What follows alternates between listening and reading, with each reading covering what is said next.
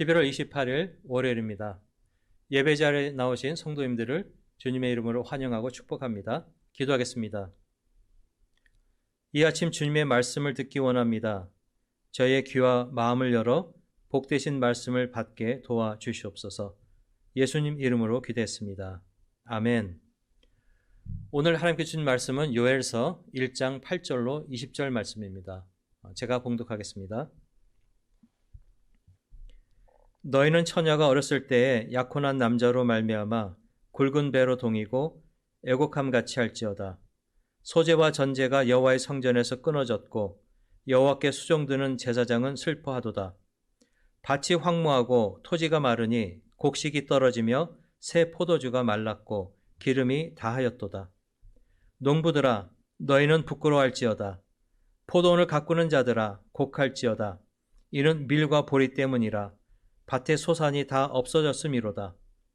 포도나무가 시들었고 무화과 나무가 말랐으며 석류나무와 대추나무와 사과나무와 밭의 모든 나무가 다 시들었으니 이러므로 사람의 즐거움이 말랐도다. 제사장들아, 너희는 굵은 배로 동이고 슬피 울지어다. 제단에 수종드는 자들아, 너희는 울지어다. 내 하나님께 수종드는 자들아, 너희는 와서 굵은 배 옷을 입고 밤이 새도록 누울지어다. 이는 소재와 전제를 너희 하나님의 성전에 드리지 못함이로다. 너희는 금식일을 정하고 성회를 소집하여 장로들과 이 땅의 모든 주민들을 너희 하나님 여호와의 성전으로 모으고 여호와께 부르짖을지어다. 슬프다 그날이여. 여호와의 날이 가까웠나니 곧 멸망같이 전능자에게로부터 이르리로다. 먹을 것이 우리 눈앞에서 끊어지지 아니하였느냐? 기쁨과 즐거움이 우리 하나님의 성전에서 끊어지지 아니하였느냐? 씨가 흙덩이 아래에서 썩어졌고 창고가 비었고 곡간이 무너졌으니 이는 곡식이 시들었음이로다. 가축이 울부짖고 소떼가 소란하니 이는 꼴이 없음이라. 양떼도 피곤하도다. 여호와여, 내가 주께 부르짖으오니 불이 목장의 풀을 살랐고 불꽃이 들의 모든 나무를 살랐음이니이다. 들짐승도 주를 향하여 헐떡거리오니 시내가 다 말랐고 들의 풀이 불에 탔음이니이다. 하나님의 말씀입니다. 말씀을 주신 하나님께 감사드립니다. 오늘부터 수요일까지 요엘서 말씀을 묵상하게 됩니다. 요엘이라는 이름은 여호와는 하나님이시다라는 의미를 가지고 있습니다. 오늘 본문 1장 1절에 보게 되면 부두엘의 아들 요엘에 임한 여호와의 말씀이라고 언급된 것처럼 요엘은 그의 아버지가 부두엘인데 이것 외에는 요엘에 대해서 알려진 바가 거의 없습니다. 요엘서가 언제 쓰여졌는지는 명확하지는 않지만 기록된 말씀 가운데 예루살렘과 성전은 언급하고 있지만 왕을 구체적으로 언급하지 않는 것으로 보아서 이스라엘이 바벨론 포로에서 돌아온 에스라, 느헤미야 시대일 것이라고 추정하고 있습니다. 요엘은 구약의 책들에 대해서 잘 알고 있었던 것 같습니다. 그래서 선지서인 아모스, 이사야, 나훔, 스바냐, 에스겔, 오바댜, 말라기 그리고 출애굽기까지 인용하고 언급하고 있는 것을 보게 됩니다. 우리 큐티 교재인 기쁨의 언덕으로 앞부분에 이야기로 알아보는 성경의 요엘서를 이렇게 소개하고 있습니다. 요엘서는 메뚜기 재앙과 그에 따른 가뭄이 동기가 되어 다가오는 여호와의 날, 심판의 날에 대비하여 이스라엘 백성이 회개하기를 촉구하고 있으며 회개하는 자에게는 이방인의 침입 가운데서 구원을 약속하고 아울러 그 구원의 확증으로 이방 민족의 심판을 약속하고 있는 책이다. 요엘서는 3장밖에 되지 않는 짧은 예언서입니다. 그런데 본문의 구절을 보게 되면 두 부분으로 크게 나눠볼 수 있습니다. 1장 2절로부터 2장 17절까지가 전반부이고요. 또 2장 18절부터 3장 마지막 절인 21절까지가 후반부로 볼 수 있습니다. 전반부는 메뚜기 재앙과 가뭄, 또 이로 인한 백성들의 참회를 촉구하고 또 하나님 여호와의 날을 서술하고 있습니다. 반면에 후반부는 이제 이에 대한 여호와의 응답과 미래의 구원에 대해서 또 서술하고 있습니다. 요엘서의 신학적 큰 주제는 여호와의 날입니다. 여호와의 날은 교만하고 자고하고 자만해서 하나님의 영광을 거부하고 자기 스스로 영광을 찾는 사람들에게는 심판의 날이었고, 그러나 이 심판의 날은 곧 하나님의 영광이 회복되고 선포되는 은혜의 날이기도 했던 것입니다.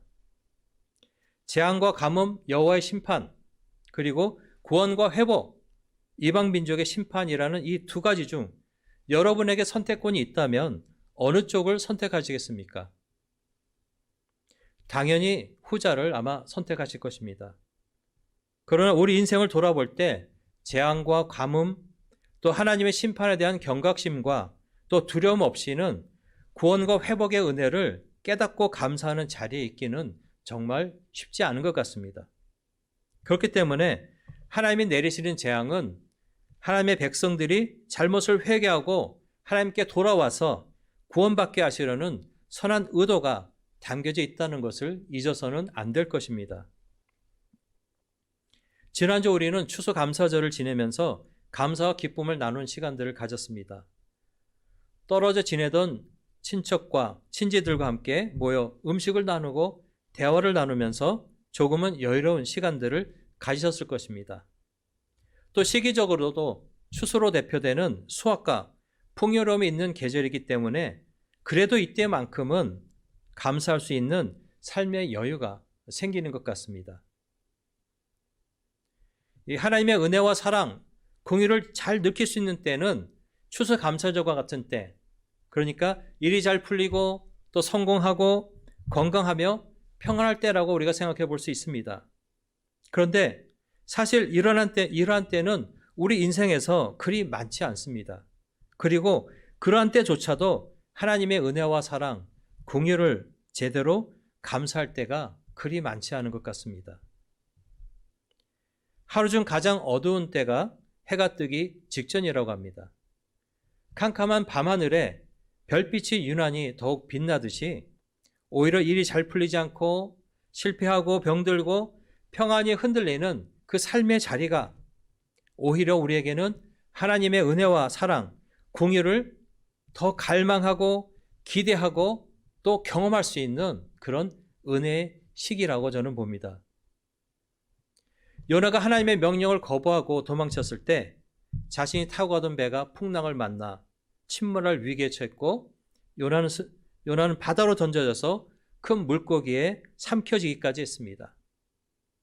이때 요나의 상황은 재앙이요 사망이었습니다.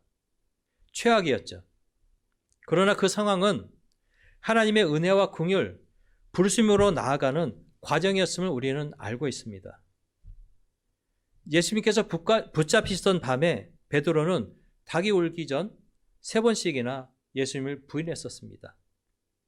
베드로는 나락으로 떨어졌습니다. 그러나 어떻습니까? 부활로 찾아오신 예수님을 만남으로 말미암아 다시 일어서서 다시 세워져서 순교하기까지 복음을 전하는 사도로서 부르심에 충성했던 것을 우리가 보게 됩니다. 재앙과 가뭄의 때에 하나님은 무엇을 원하십니까? 오늘 본문 14절 말씀을 보게 되면 너희는 금식일을 정하고 성회를 소집하여 장로들과 이 땅의 모든 주민들을 너희 하나님 여호와의 성전으로 모으고 여호와께 부르짖을지어다. 후회하고 원망하는 것이 아니라 절망하고 좌절하는 것이 아니라 회개하라고 말씀합니다. 어떻게 회개하길 원하실까요? 오늘 본문을 넘어서서 요엘서 2장 13절 상반절에 보면 이렇게 말씀합니다. 너희는 옷을 찢지 말고 마음을 찢고 너희 하나님 여호와께로 돌아올지어다. 마음을 찢는 회개, 죄로부터 돌이키는 진정한 삶의 변화를 하나님은 촉구하시는 것입니다. 그리고 이어서 2장 13절 후반절에 그는 은혜로우시며 자비로우시며 노하기를 더디하시며 인애가 크시사 뜻을 돌이켜 재앙을 내리지 아니하신다고 말씀하십니다. 예레미야는 출애굽기 34장 6절의 말씀을 인용해서 이 말씀을 지금 하고 있는 겁니다. 하나님의 자비는 그분의 심판보다 더 강하다는 것입니다. 그러나 우리가 오늘 말씀에서 명심해야 될 것은 하나님의 은혜와 긍휼을 체험하기 위해서는 무엇보다 먼저 죄로 죽을 수밖에 없는 우리가 하나님 앞에 두렵고 떨림으로 나와서 자복하고 회개하며 또 새롭게 나아가길 결단하는 시간들이 선제되어야 한다는 것입니다. 대강절 첫 주일을 보내고 있습니다. 2000여 년 전에 이 땅에 오셨고 또 장차 다시 오실 주님을 예배하고 기다리며 무엇보다 먼저 주님은 우리에게 회개하라고 말씀하십니다. 회개하고 하나님께 돌아오라. 회개하고 예수 그리스도를 영접하라고 말씀하십니다. 그리하여 예수 그리스도 안에서 하나님의 의가 되게 하시는 은혜를 누리고 전하는 복된 삶이 되시길 주님의 이름으로 간절히 축원합니다. 기도하겠습니다.